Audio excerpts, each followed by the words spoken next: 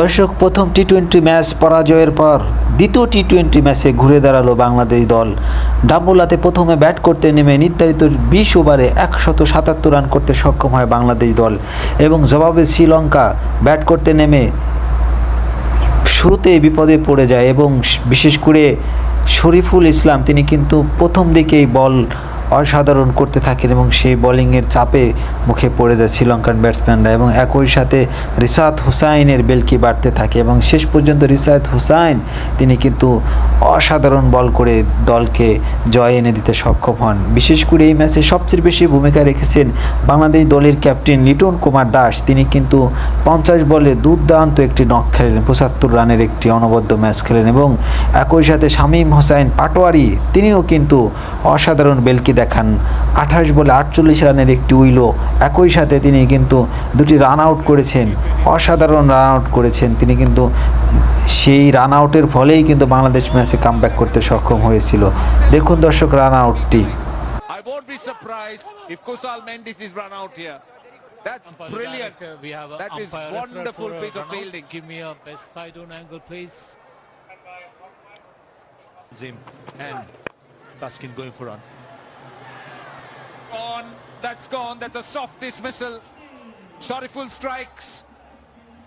That is a very, very soft dismissal indeed by Kusal Perera. Played away from his ball. This is a good over. This will be the... Pick that up. There's a fielder trying to come round and getting it. This is Shamim Hussain.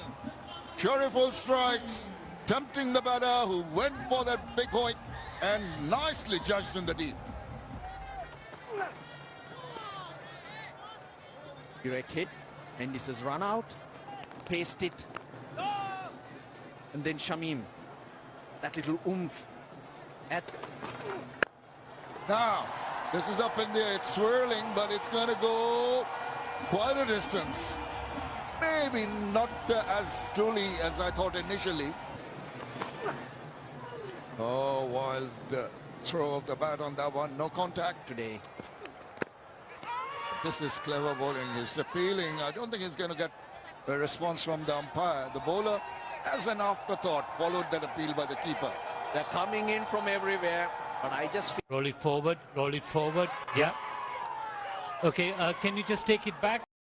বিশেষ করে পাওয়ার প্লের পরবর্তী সময়ে রিশাদ হোসাইনের বেলকি কিন্তু বাড়তেই থাকে। রিশাদ হোসাইন অসাধারণ বল করে তিনি 4 ওভারে 26 রানের বিনিময়ে তিনি 4টি উইকেট নিতে সক্ষম হন। অসাধারণ বল করেন রিশাদ হোসাইন। শেষ সময় কিছুটা প্রতিরোধ করার চেষ্টা করলেও কিন্তু বাংলাদেশের অসাধারণ বোলিং ফিল্ডিং কম্বিনেশনে কিন্তু টিকতে পারেননি শ্রীলঙ্কার লায়ন। শেষ পর্যন্ত বাংলাদেশ জয় নিয়ে মাঠ ছাড়ে এবং অসাধারণ খেলে। এই ম্যাচে হয়তোবা বাংলাদেশ তাদের অস্তিত্বকে তুলে ধরতে সক্ষম হলো এবং বাংলাদেশ দর্শক সমাগম রয়েছেন, যারা ক্রাউজ এঙ্গেজমেন্ট রয়েছেন, তারা কিন্তু এই ম্যাচ দেখে পরিতৃপ্ত বোধ করেছেন এবং সম্মানিত বোধ করেছেন। দর্শক, এই ম্যাচের যেই উইকেট হাইলাইট সেটাই কিন্তু এই ভিডিওতে তুলে ধরার চেষ্টা করেছি শেষ পর্যন্ত। দর্শক, ভিডিওটি যদি ভালো লেগে থাকে তাহলে চ্যানেলটিকে এখনই লাইক কমেন্ট শেয়ার করে দিন আর পাশে থাকা বেল আইকনটি বাজিয়ে দিন। বিডি বয়েস টিএন সবসময় খেলাধুলা বিষয় সহ নানা বিষয়ে সংবাদ কভার করে থাকে, তথ্য ও পার্থ বিশ্লেষণ করে থাকে, উপস্থাপন করে থাকে। তাই অনুগ্রহ করে চ্যানেলটিকে এখনই সাবস্ক্রাইব করে দিন। ধন্যবাদ।